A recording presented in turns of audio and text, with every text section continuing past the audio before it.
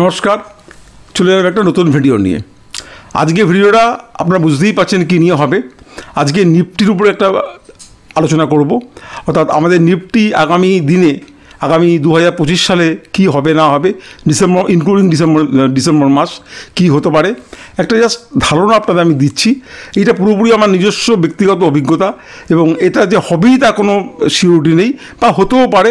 আমি আপনাদেরকে স্ক্রিনে নিয়ে দেখাবো, স্ক্রিনে যে কী ধরনের নিফটি চার্ট আছে এবং চার্ট কি বলছে সেটা আপনারা দেখবেন, দেখে আপনারা নিজেরা বিচার করবেন বা সিদ্ধান্ত নেবেন কী হতে পারে। দেখুন, আমাদের কিন্তু নিফটি থেকে একটা বেশ ভালো মতো একটা ড্রাস্টিক্যালি ফল করেছিল, প্রায় 11% 12% মতো আমাদের নিফটি ফল করেছিল, অর্থাৎ প্রায় 3000 পয়েন্টের কাছাকাছি নিফটি ফল করেছিল। তারপরে নিফটি কিন্তু আবারও একটা মোটামুটি র্যালি দিয়েছে, 12-13 পয়েন্ট 14 পয়েন্ট একটা র্যালি দিয়েছে, বা এখনও র্যালি দিচ্ছে। আজকে এই ভিডিওটা করছি, আজ এটা র্যালি দিচ্ছে। অথচ দেখুন, আমাদের যেদিন জিডিপিটা বেরোলো, আমার একটা ভিডিও আমি বের করেছিলাম যে আমাদের জিডিপির গ্রোথটা আমাদের যথেষ্ট কমে গেছে, আমি দেখালাম। এবং তারপরের দিন কিন্তু মার্কেটটা উঠেছিল এবং ইনফ্লেশন আমাদের কিন্তু অনেক বেড়ে গেছে। এই সত্ত্বেও কিন্তু আমাদের মার্কেট একটা র্যালি দিয়েছে। এখন সর্বদাই মনে হতে পারে যে জিডিপি গ্রোথটা কমে গেল, ইনফ্লেশন বেড়ে গেল, তবুও মার্কেট র্যালি দিল, তাহলে বোধহয় আমাদের ফলটা বন্ধ হয়ে গেছে, এবার থেকে বোধহয় মার্কেট উঠতেই আরম্ভ করবে। কিন্তু আমার কিন্তু সেটা মনে হচ্ছে না। আমার মনে হচ্ছে ঠিক তা উল্টোটা। কেন মনে হচ্ছে সেটা আমি আপনাদেরকে একটু বর্ণনা করছি। ইতিমধ্যে আমরা জানি, যেদিন আরবিআই যেদিন মনিটারি পলিসি ছিল, সেদিন আরবিআই কিন্তু রেট কাট করেনি। খুব সভাপতি রেট কাট করবে এটা জানা ছিল, কারণ ইনফ্লেশন যে হারে বেড়েছে এখানে রেট কাট করার কথা না। আরবিআই কী করলো, সিআরআর তাদেরকে ওরা কী করলো 0.50% অর্থাৎ 0.5% এটা আপনার কমিয়ে দিল। তাতে করে কী হলো না, কমিয়ে 4% নিয়ে এলো। তাতে করে কী হলো না, ব্যাংকের লিকুইডিটি অনেক বেড়ে গেল, অর্থাৎ ব্যাংক এখন আগের থেকে অনেক বেশি লোন দিতে পারবে। যে কোনো কারণেই হোক, ব্যাংকে কিন্তু এখন ডিপোজিট অনেক কমে গেছে। অর্থাৎ আমাদের হয়তো বলা যায় না, হয়তো আমাদের যারা সাধারণ মানুষেরা আছেন তারা হয়তো বা ব্যাংকের থেকে তারা অন্যান্য জায়গায় ইন্টারেস্ট বেশি পাচ্ছেন, সেইভাবে হয়তো ব্যাংকে টাকা রাখছেন না। কারণ ব্যাংকে যে রেটে আগে ডিপোজিট জমা পড়তো বা এফডি লোকে করতো, সেটা আজকাল আর করছে না, ফলে ব্যাংকের ডিপোজিট রেট কমে গেছে। এখন ব্যাংকের একমাত্র বিজনেস হচ্ছে কি, লোন দিয়ে বিজনেস। অর্থাৎ ব্যাংক লোন দেয়, তার থেকে ইন্টারেস্ট পায়, তাই দিয়ে ব্যাংকের স্যালারি ইত্যাদি সমস্ত রকম এস্টাবলিশমেন্ট কস্ট চলে। এবং ব্যাংক কী করে না, তার থেকে কিন্তু তার যে ডিপোজিট হোল্ডাররা আছেন তাদেরকে ইন্টারেস্ট দেন। সুতরাং ব্যাংকে যদি ইনকাম বাড়াতে হয়, ব্যাংকের একমাত্র রাস্তা হচ্ছে তাকে লোন বাড়ানো। তাহলে লোন বাড়াতে গেলে ব্যাংকের হাতে ডিপোজিট দরকার, ডিপোজিট নেই। সেই জন্য রিজার্ভ ব্যাংক করলো কি, এটাকে কমিয়ে দিল, সিআরআর রেটটাকে কাট করলো, যার ফলে ব্যাংকের হাতে কিন্তু একটা ভালো টাকা থাকবে। অর্থাৎ যে টাকাটা ডিপোজিট করতে হতো রিজার্ভ ব্যাংকের কাছে লোন নেওয়ার জন্য, এখন তার থেকে কম ডিপোজিট করতে হবে, অর্থাৎ 4% রাখলেই হবে। সেজন্য ব্যাংকে কিছু লিকুইডিটি বেড়ে গেল এবং ব্যাংক কিছুটা লোন দিতে পারবে। এবারে নিফটি কোথায় যেতে পারে সেটা আমি আপনাদের চার্টে নিয়ে দেখাবো। অর্থাৎ নিফটি এই পিরিয়ডটায় কী করবে না, কনসলিডেট করবে। সেটা আপনারা দেখলেই বুঝতে পারবেন। অর্থাৎ এর আগেও এরকম অনেকবার হিস্ট্রিতে এরকম অনেকবার হয়েছে যে নিফটি কিন্তু এখন এটা খুব বেশি র্যালি দেওয়ার পরে তারপরে যদি ইকোনমিক গ্রোথ সে হারে না হয়, অর্থাৎ আমাদের জিডিপি গ্রোথ যতক্ষণ না পর্যন্ত ঠিক একটা লেভেলে যাচ্ছে, যেটা আমাদের টার্গেট 7%, 7.5% টার্গেট, সেই টার্গেটে না যাচ্ছে এবং ইনফ্লেশন আমাদের চেক না হচ্ছে এবং আমাদের রেট কাট এবং আমাদের ব্যাংক রেট কাট না করছে, এতগুলো ঘটনা যতক্ষণ না ঘটছে ততক্ষণ কিন্তু আমার মনে হয় না যে নিফটি কিন্তু আবার আগের হাই ভেঙে ওপরে যাবে। নিফটি কিন্তু এই রেঞ্জে কিন্তু কখন ঘোরাফেরা করবে, কখন একটু বেশি নামবে, কখন একটু বেশি উঠবে, কিন্তু এই রেঞ্জের মধ্যে কিন্তু নিফটি ঘোরাফেরা করবে। এবারে এই রেঞ্জে ঘোরাফেরা করলে আমাদের স্টকের মুভমেন্ট কী হতে পারে? তো প্রথম কথা হচ্ছে যে আমাদের স্মল ক্যাপ মিড ক্যাপ কিন্তু এখনও পর্যন্ত হাই আছে, এদের পি রেশিও এখনও পর্যন্ত হাই আছে, ফলে স্মল ক্যাপ মিড ক্যাপ কিন্তু এখন এখান থেকে পড়ার একটা ভালো জায়গা আছে, 1 নম্বর। 2 নম্বর হচ্ছে যেগুলো হাই ফ্লাইং স্টক ছিল, আপনারা জানেন যে পিএসইউ, রেলওয়ে এবং ডিফেন্সের স্টক এবং কিছু কিছু ব্যাংকের স্টক কিন্তু হাই ফ্লাইং স্টক ছিল। তখন আমি চেঁচিয়ে বলেছি যে এই স্টকগুলো থেকে আপনারা প্রফিট বুকিং করে নিন, নাহলে এই স্টকগুলো থেকে কিন্তু পরে বেরোতে পারবেন না। আমি জানি যারা প্রফিট বুকিং করেছিলেন তারা লাভবান হয়েছেন, আর যারা প্রফিট বুকিং করতে পারেননি তারা কিন্তু আটকে গেছেন এবং এই দাম আপনারা কবে পাবেন এটা কিন্তু বলা এই মুহূর্তে খুব মুশকিল।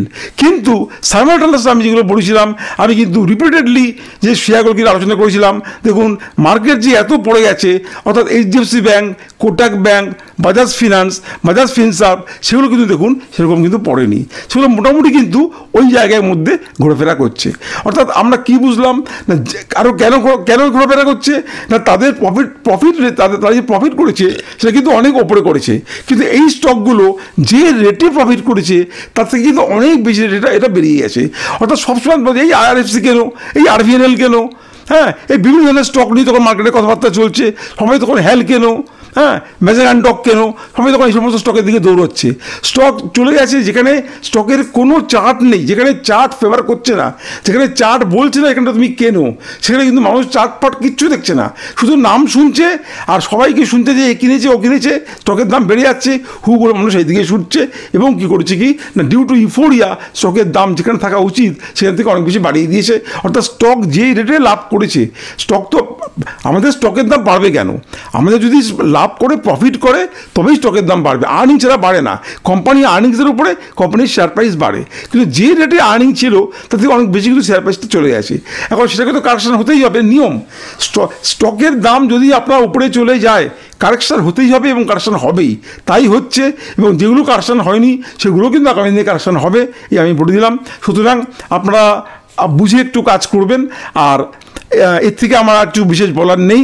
এবং যে স্টকগুলো এখন ভালো প্রফিট করছে এবং যে স্টকগুলো ভালো মতো এখনও পর্যন্ত বাড়েনি, সেই স্টকগুলোতে কিন্তু আমাদের এখন এন্ট্রি নিতে হবে এবং সেই স্টকগুলো কিন্তু আগামী দিনে মুভমেন্ট দেখাবে। তাহলে আসুন আমরা আপনাকে চার্টে নিয়ে যাবো, আপনার স্ক্রিনে নিয়ে যাবো, স্ক্রিনে নিয়ে গিয়ে আপনি চার্ট দেখাবো, চার্ট দেখিয়ে আপনারা দেখবেন যে নিফটি মুভমেন্ট আমি কেন বলছি যে নাও বাড়তে পারে, আপনাদের চার্ট দেখিয়ে চার্টে নিয়ে যাবো। কারণ দেখুন চার্ট কথা বলে, চার্ট যা বলবে মার্কেটে কিন্তু তাই হবে, এর বাইরে কিছু হতে পারে না। শুনে আসুন আমরা এবার চার্টে স্ক্রিনে যাই, স্ক্রিনে গিয়ে আমরা চার্টটাকে একটু পর্যালোচনা করি। চার্টে যাওয়ার আগে একটা কথা বলি, আমার এই চ্যানেলে যারা নতুন এসেছেন তাদের যদি আমার ভিডিওটা থেকে আপনার ভালো লাগে তাহলে প্লিজ আমার চ্যানেলটাকে সাবস্ক্রাইব করবেন এবং একটা লাইক দেবেন, কারণ আপনার একটা লাইক পেলে আমার ইউটিউবে অনেক বেশি সার্কুলেট করে। এবং আপনি যদি মনে হয় যে আমার ভিডিওটা থেকে আপনার উপকৃত হয়েছেন তাহলে আপনার বন্ধুকেও আপনি এটা উপকার করার জন্য আপনি তাকে সাহায্য করবেন।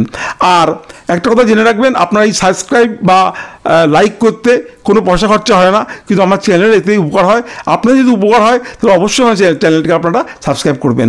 আর নিচে আমার হোয়াটসঅ্যাপ নাম্বার দেওয়া আছে, আপনার যদি কোনো বক্তব্য থাকে আপনারা প্লিজ আমাকে হোয়াটসঅ্যাপ করবেন, আমি প্রত্যেকটা হোয়াটসঅ্যাপ পড়ি এবং উত্তর দেওয়ার চেষ্টা করি। আর প্লিজ কমেন্ট করবেন, আপনাদের কমেন্ট আমি পড়ি এবং কমেন্টে উত্তর দেওয়ার চেষ্টা করি। আপনাদের ভিডিওতে কেমন লাগলো প্লিজ জানাবেন। আচ্ছা, আমরা চলে এলাম নিফটি 50 চার্টে।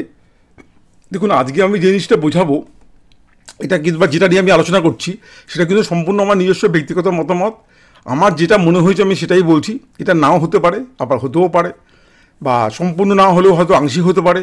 সুতরাং এটা আমি জাস্ট বলছি আমার ভিউয়ার্সদেরকে একটু কনসাস করার জন্য বা ভিউয়ারদেরকে ব্যাপারটা জানানোর জন্য। আমি এতদিন যা জেনেছি বা আমার অভিজ্ঞতায় যা দেখেছি আমি সেটা আমি এখানে বলার চেষ্টা করেছি, আপনারা কিন্তু আপনাদের মতো করে সিদ্ধান্ত নেবেন।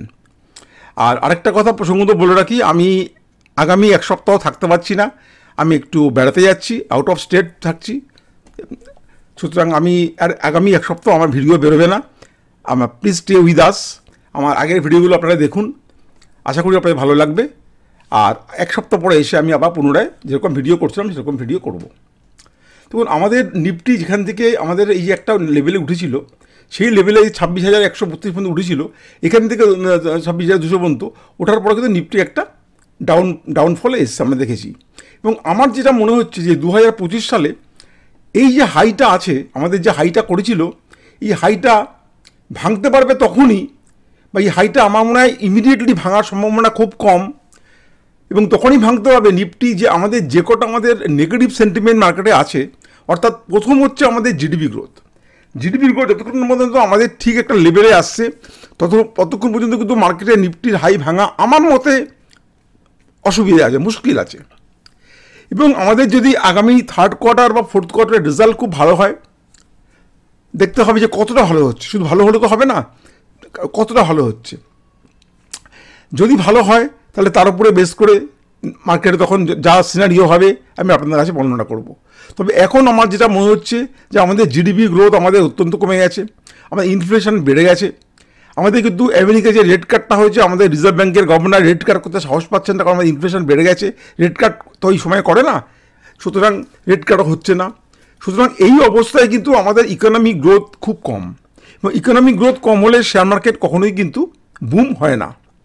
সেই জন্য আমার মনে হয়েছে যে এখন কিছুদিন কিন্তু আমাদের নিফটি কনসলিডেট করবে। তবে এইখানে একটা কী সুবিধা আছে না, যারা সুইং ট্রেডিং করেন তাদের পক্ষে খুব সুবিধে, বা আমরা একটা লেভেলে যখন যাবে মার্কেটে আমরা সেখানে গিয়ে বেচে দেবো, আবার যখন মার্কেটটা তলায় আসবে আবার আমরা ওয়েট করবো, সেখান থেকে আমরা কিনবো, আবার ওপরে যাবে বেচে দেবো। এইভাবে আমরা কিছুদিন আমরা এইভাবে আমরা ট্রেড করলে আমরা কিন্তু বেশ কিছু পয়সা আমরা খুব কম সময়ে আমরা আয় করতে পারবো। কিন্তু এখান থেকে একদম প্রপার ইনভেস্টমেন্ট পারপাসে যদি আমি বলে দিই, হ্যাঁ তবে এটা ঠিক এই নয় যে সব শেয়ার বাড়বে না। যে সমস্ত শেয়ার আগামী থার্ড কোয়ার্টার বা ফোর্থ কোয়ার্টারে যে সমস্ত কোম্পানি ভালো রেজাল্ট দেবে তারা কিন্তু আবার একটা নতুন হাই করতে পারে বা করবে, কিন্তু সব কোম্পানি নয়। কারণ যেহেতু বিশেষ করে এফএমসিজিগুলো বাড়তে পারছে না, হ্যাঁ আমাদের যে সমস্ত সেক্টরগুলো অলরেডি অনেক বেড়ে গেছে, ডিফেন্স, পিএসইউ, রেল, সেই দিকে আমরা একটু কসাস থাকবো। সেখানে আমরা কিন্তু দুমদাম আমরা ঢুকে পড়বো না, দুমদাম আমরা কিনে নেবো না, যে কিছুটা রিকভারি হয়েছে আবার কিনে নিই। আমাদের কিছু ওয়াচ করতে হবে। আমাদের যে সমস্ত সেক্টরগুলো আমাকে র্যালি দেয়নি, যেমন আমাদের ব্যাঙ্কিং সেক্টর, প্রাইভেট ব্যাঙ্ক আগামী দিনে একটা ভালো র্যালি দেবে বলে আমি মনে করি। তবে সেটা রেড কাট হলে আরও র্যালিটা আরও জোরালো হবে। তা আজকে কথা না বাড়িয়ে আমি একটু চলে যাচ্ছি অতীতের দিকে, যেখানে আমাদের নিফটি এরকম কনসলিডেট করেছিল। আসুন আমরা আপনাদের জন্য আমি এটা এখানে আগে থেকে করে রেখেছি। এখানে আমরা লক্ষ্য করছি, দেখুন আমাদের মোটামুটি কোথায় গিয়েছিল না, অক্টোবরের 21 সালে অক্টোবর থেকে আমি যদি লক্ষ্য করি, 21 সালে অক্টোবর থেকে মোটামুটি আমাদের ধরুন এই 22 সালে জুলাই মাস বা এই অবধি আমাদের কিন্তু দেখুন নিফটি কিন্তু কনসলিডেট করছে। দেখুন লক্ষ্য করুন, এখান থেকে উঠছে, আবার এখানে নামছে, আবার উঠছে, আবার নামছে, আবার উঠছে, আবার নামছে, আবার উঠছে। অর্থাৎ নিফটি কিন্তু এখান থেকে কিন্তু মুভমেন্ট করছে না। নিফটি মুভমেন্ট করে তারপরে নিফটি এই লেভেলে যাওয়ার পরে এখান থেকে একটা র্যালি দিল, এখান থেকে নিফটি আবার একটা র্যালি কিন্তু দিল, এবং এটা ট্রিমেন্ডাস র্যালি দিয়েছে। দেখো লক্ষ্য করুন এখান থেকে কি হারে নিফটি এখান থেকে বেড়ে গেছে। মানে এখানে আপনার লেভেল ছিল কত না 16,000 থেকে নিফটি এখানে চলে যাচ্ছে কোথায়, দেখুন লক্ষ্য করুন 26,000। একটা ট্রিমেন্ডাস র্যালি দিয়েছে। ফলে এইখানে কিন্তু একটা নিফটি কনসলিডেট করার সময়। আমরা আরেকটু অতীতের পিছনে চলে যাচ্ছি। এটা আমরা চলে গেলাম কোথায় না 22 সালে। তার আগে আমরা 15-16 সালে চলে যাবো। আসুন আমি দেখাচ্ছি আপনাদেরকে নিফটিতে চার্টটাকে নিয়ে গিয়ে। এই যে এখানে লক্ষ্য করুন, এগুলো সেম জিনিস হয়েছিল। এখানে দেখুন নিফটি কীরকম র্যালি দিয়েছিল। দেখুন এইখান থেকে নিফটি কোথায় ছিল, নিফটি ছিল কোথায় না 5,548 টাকা ছিল। সেখান থেকে নিফটি গেছিলো 5,000 থেকে 8,000, মানে 5,000 নিফটি থেকে 8,000, মানে 3,000, প্রায় 50% নিফটি বেড়ে গেছিলো। এবং দেখুন সেখানে কিন্তু দেখুন আমাদের কিন্তু নিফটি এখানে আবার কনসলিডেট করি। এখান থেকে গিয়ে দেখুন এই নামছে, আবার এই উঠছে, আবার এই নামছে, আবার এই উঠছে, আবার এই নামছে, আবার এইখান থেকে লেভেল গিয়ে আবার নিফটি এখান থেকে কিন্তু বাড়তান্ন করছে। নিফটি আমাদের আলটিমেটলি বাড়বে, নিফটি বাড়বে, কিন্তু আমাদের আগামী দিনে আগামী কয়েক মাস বা আগামী 1-1.5 বছর মার্কেট কীরকম থাকবে বা থাকতে পারে, এটা আমার পুরোপুরি একটা ব্যক্তিগত মতামত। আমি দেখেছি যে যখনই মার্কেট একটা খুব মারাত্মক র্যালি দেয়, যখন মার্কেটে মারাত্মক র্যালি দেয় তারপরে কিন্তু মার্কেটে একটা কনসলিডেশন ফেজ আসবে। খুব স্বাভাবিক এটা, যে কোনো আমরা যে দৌড় প্রতিযোগিতা দেখি, একটা রানার যখন প্রচণ্ড দৌড়ানোর পরে তো তার তো দম নিতে হবে, সে তো কিছুদিন তো একটু রেস্ট নেবে। সো রেস্ট না এসে আবার নেক্সট দৌড় কী করে পার্টিসিপেট করবে। সুতরাং এখানে কিন্তু নিফটি একটা দম নেওয়ার সময়। ঠিক আমরা আরেকটু উদাহরণ দেখাচ্ছি আপনাদেরকে। ঠিক এইখানে আসুন, আমরা আবার 10 সালে চলে যাব। এখানে আমরা কোথায় গেলাম না, আমরা 2010 সালে গেলাম। এই 2010 সালে গেলে আমরা দেখবো যে এখানেও সেম জিনিস ছিল। তখন নিফটি এখান থেকে একটা মারাত্মক, আগের ফেজটা দেখুন, নিফটি এখান থেকে একটা মারাত্মক র্যালি দিয়েছিল। এখান থেকে কোথায় গিয়েছিল 2,555 থেকে সোজা নিফটি চলে গেছে কোথায় না 6,220। এইখানে গিয়ে কিন্তু নিফটি আবার একটা দীর্ঘদিন কিন্তু নিফটি এখানে আমাদের এখানে এই উঠলো, এই নামছে, এই নামলে এই উঠছে, এই নামছে, এই নামছে, এই নামছে, এই উঠছে। এইখান থেকে আবার নিফটি এখান থেকে আবার দেখুন পুনরায় একটা র্যালি দিল। তো আমরা দেখতে পাচ্ছি যে যখনই নিফটি একটা প্রচণ্ড র্যালি দিচ্ছে, তারপরে কিন্তু নিফটি কিন্তু আবার কিন্তু একটা কনসলিডেশন ফেজে আসছে, এবং সেখান থেকে কিন্তু নিফটি আবার তারপরে এটা যাচ্ছে। জানি না আপনারা কতটা দেখতে পাচ্ছেন, আপনাকে একটু জুম করে আমি দেখাচ্ছি সুবিধের জন্য। আসুন একটু জুম করে দেখাচ্ছি। এখানে আরেকবার আমি দেখিয়ে দিচ্ছি এটা। এই দেখুন এই জায়গা দেখুন, এই যে নিফটি এখান থেকে প্রচণ্ড দেখুন, লক্ষ্য করুন নিফটির চার্টটা। এখান থেকে নিফটি প্রচণ্ড র্যালি দিল, এখানে সোজা ওখান থেকে নিফটি উঠে গিয়ে এইখানে কিন্তু নিফটি আর উঠতে পারছে না। এইখানে লক্ষ্য করুন নিফটি একই জায়গায় নিফটি ঘোরাফেরা করছে। একই জায়গায় নিফটি ঘোরাফেরা করছে। আমরা যদি এখান থেকে একটু এই ছবিটাকে যদি আমরা একটু প্রমিনেন্ট করি, আসলে প্রমিনেন্ট করিনি, এই দেখুন নিফটি এখানে এই একই জায়গায় ঘোরাফেরা করছে, এই যাচ্ছে এই যাচ্ছে এই যাচ্ছে এই যাচ্ছে, আবার এই উঠছে, আবার এই উঠছে, আবার এই উঠছে, আবার এই উঠছে, সরি আবার এই উঠছে, অর্থাৎ নিফটি এখান দিয়ে কিন্তু আর যেতে পারছে না। সুতরাং আমরা এটা বলতে পারি যে এখন এটা কিন্তু পুরোপুরি, দেখুন আমি বারবার বলছি আমার ব্যক্তিগত মতামত, আপনারা কিন্তু এটা জাস্ট দেখবেন আপনারা, এবং দেখে কি আপনাদের মনে হয়েছে আমাকে কমেন্ট করে জানাবেন। হ্যাঁ, এখানে দেখুন নিফটি একটা ফেজ গেল, সেকেন্ড আবার এখানে একটা ফেজ আমি দেখিয়েছিলাম আপনাদেরকে, দেখুন 2015-16 সালে, 2015 সালে এখানে একটা নিফটি ফেজ গেছে, সেম জিনিস হয়েছে আমাদের কিছুদিন আগে আমাদের যেটা হয়েছে আমাদের 2021-22, আমি জানি আমরা যে করোনার পরে, এই করোনার পরে আমাদের এই 20 সালে যে করোনা, এখান থেকে কি মারাত্মক একটা করোনার পরে র্যালি দিয়েছিল, সোজা এখান থেকে নিফটি চলে গেছিলো এই লেভেলে, এবং এইখানে গিয়ে কিন্তু নিফটি কিন্তু একটা কনসলিডেশন ফেজে ছিল। দেখুন কনসলিডেশন ছিল, আবার এই কনসলিডেশন ফেজ থেকে যে নিফটি বেরিয়ে আসবে, নিফটি আবার কিন্তু একটা র্যালি দেবে। এই দেখুন আমার এখান থেকে একটা বড় র্যালি দিয়েছে, র্যালি দিয়ে গিয়ে এইখানে আমাদের নিফটি গেছে, এবং আমি জানি না কি হবে, হয়তো নিফটি এরকমও হতে পারে।